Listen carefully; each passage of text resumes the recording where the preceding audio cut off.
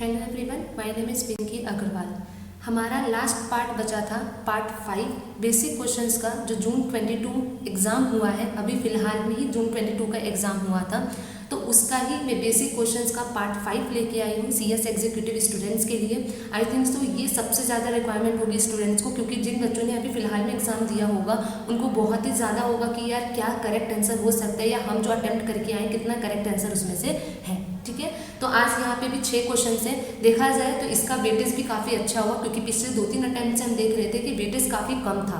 ठीक है, बट अब अगर हम देख रहे हैं यहाँ पे 6 क्वेश्चंस का, इट मीन्स वेटेज काफ़ी अच्छा है। तो इट मीन्स आप दिसंबर 22 के लिए भी जो बच्चे प्रिपेयर कर रहे हैं वो भी काफ़ी अच्छी तरीके से बेसिक क्वेश्चन की प्रिपरेशन करें, क्योंकि वेटेज अब बढ़ा दिया गया है। ठीक है, इसी वजह से मैं आपको वेटेज बताते चल रही हूँ कि कितना कितना रेशियो है। फटाफट हम अपना क्वेश्चन स्टार्ट करते हैं। फर्स्ट क्वेश्चन है, dash and dash are the 2 union territories at which UTGST act 2017 is not applicable. A Delhi and Pondicherry, B Delhi and Chandigarh, C Pondicherry and Chandigarh, D Andaman and Nicobar and Ladakh. ठीक है, आई थिंक सो कि आपको ये सब पढ़ा हुआ होगा, क्योंकि यूनियन टेरिटरीज हमारी होती हैं जिसमें आपने बहुत ही अच्छे से पढ़ा होगा कि कौन कौन से यूनियन टेरिटरीज हैं।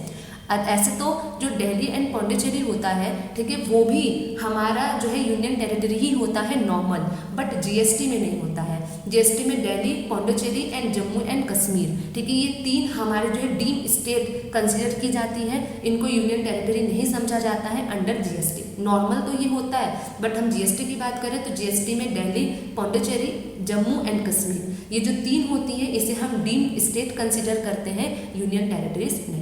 तो यहाँ पे यही पूछा है कि कौन सी 2 यूनियन टेरिटरीज हमारी एप्लीकेबल नहीं होती है, तो answer A is the correct answer. Delhi and Pondicherry ये हमारे 2 यूनियन टेरिटरीज नहीं है। अदरवाइज चंडीगढ़ भी हमारी है, ठीक है, and Andaman and Nicobar and Ladakh ये सब हमारी यूनियन टेरिटरीज है। ठीक है, उसके बाद हमारा सेकेंड क्वेश्चन आता है, unless and until notified by the central government on the recommendation of the council, CGST और IGST और UTGST shall not be levied on the following supplies. A.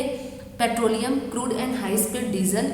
2. Motor spirit. 3. Natural gas and aviation tribune fuel. इसमें देखिए आपको इस तरीके से option दिया है, ए में कि केवल फर्स्ट ओनली होगा, बी में 1 and 3 होगा, सी में 2 and 3 होगा, या डी में 1, 2 and 3 तीनों होगा।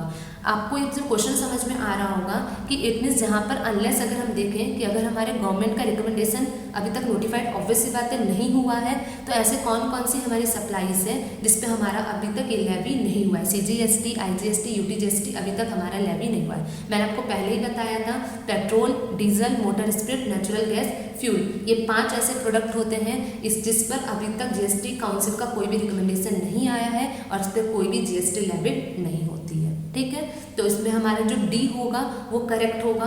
1, 2 and 3 ये तीनों ही हमारे अभी तक रिकमेंडेशन नहीं आया है काउंसिल का, इन तीनों पे GST लेविड नहीं है। ठीक है, तो D is the correct answer. ठीक है, उसके बाद हमारे पास थर्ड क्वेश्चन आता है, the first country to implement goods and services tax was dash in early age dash. A France 1954, B France 1955, C Argentina 1954, D Argentina 1955। आपसे यहाँ पे ये पूछ रहा है कि जो GST है वो हमारी कौन सी फर्स्ट कंट्री थी जिन्होंने GST को इम्प्लीमेंट किया है, एंड किस ईयर में जो है इसको इम्प्लीमेंट किया है। मैंने आपको अपने बेसिक क्लास में ही बताया था कि फ्रांस है पहली ऐसी कंट्री थी जिन्होंने GST को इम्प्लीमेंट किया है इन 1954 में। अगर आपको करेक्ट आंसर पता होगा कि फ्रांस होता है, तो अर्जेंटीना तो आपका C and D, आप तो ऐसे ही इसको हटा सकते हो, आपको कंफ्यूजन होगा ईयर में 54 या 55। तो आप याद रखना कि GST को इम्प्लीमेंट करने वाली फर्स्ट कंट्री हमारी थी फ्रांस, और ईयर था 1954। ठीक है, तो answer A is the correct answer. तो हमारा जो ए होगा वो करेक्ट आंसर होगा।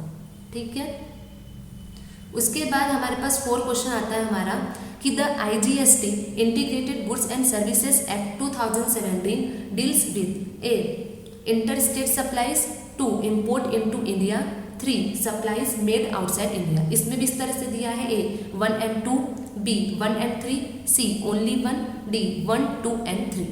ठीक है, इसमें ये पूछ रहा है कि हमारी जो IGST होती है वो किसके साथ डील करती है। मैंने आपको पहले ही बताया था कि इंटर स्टेट मतलब one state to another state अगर हम कोई सप्लाई करते हैं, अगर हम अपने इंडिया में कोई भी सामान इंपोर्ट कर रहे हैं, हमारे पिछले अटेम्प्ट में ये क्वेश्चन पूछा था कि अगर हम लोग फॉरेन कंट्री से इंडिया में कोई भी सामान इंपोर्ट करते हैं तो इसमें हमारा जो इंटर स्टेट कंसिडर होता है, इंटर कंट्री हमारा कंसिडर होता है और हमारा जो है IGST इस पे एप्लीकेबल होता है।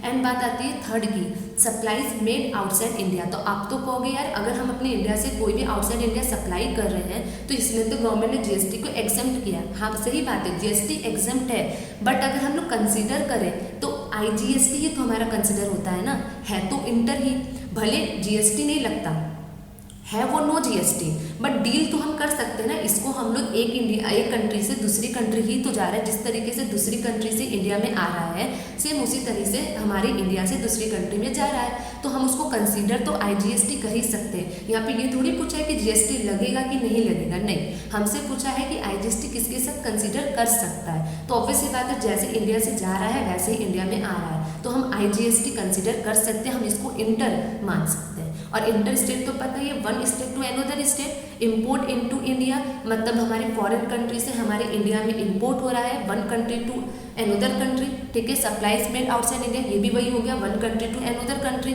तो इस तरीके से ही हमारा क्या हो गया, इंटर हम इन तीनों को कंसिडर कर सकते हैं। तो जो हमारा डी होगा वो हमारा करेक्ट आंसर होगा 1, 2 एंड 3। आपको कन्फ्यूजन 2 एंड 3 में हो सकता है, बट हमेशा याद रखो कि भले 3 में GST एग्जम्प्ट होता है, बट हमें यहाँ पे ये नहीं पूछा है कि GST है कि नहीं, हमें यहाँ पे इंटर बताना है। ऑब्वियसली बात है IGST इंटर हमारा यहाँ पे डील किया जाता है, ठीक है। तो जो ऑप्शन 4 का जो हमारा करेक्ट आंसर होगा वो होगा डी, 1, 2 एंड 3, ठीक है। उसके बाद हमारे पास 5th क्वेश्चन आता है कि which out of the following state passed first state GST bill in India? A Maharashtra, B Gujarat, C Telangana, D Tamil Nadu, ठीक है। यहाँ पे क्वेश्चन से पूछा है कि ऐसी कौन सी पहली स्टेट थी जिन्होंने GST बिल को इंडिया में जो है पास करवाया था, ठीक है। तो ध्यान रखा तेलंगाना, ये बहुत ही इंपॉर्टेंट क्वेश्चन है, ये पिछली बार 22 में पूछा गया है जून में कि ऐसी कौन सा पहला हमारे इंडिया में स्टेट है जिन्होंने GST बिल को पास करवाया है। तो जो तेलंगाना है वो हमारी सबसे पहली स्टेट है, ठीक है। तो याद रखना कि तेलंगाना, बहुत सारे स्टेट है लाइन वाइज है, पर सबसे फर्स्ट पे वो तेलंगाना है, ठीक है। देन उसके बाद हमारे पास 6th आता है कि the integrated tax collected by the central government is A retained by central government, B given to state government, C apportionment between the union and state government equally, D apportionment between the union and state government in the ratio of 60 और 40, ठीक है। देखिए मैं यहाँ पे आपको नीचे मैंने ये आपके लिए बनाया है कि अगर इंटर स्टेट सप्लाई होती है one state to another state, ठीक है, तो इस केस में मेड बाय द पार्लियामेंट होती है और इसमें जो टैक्स होता है वो सिर्फ सेंट्रल गवर्नमेंट ओनली होता है।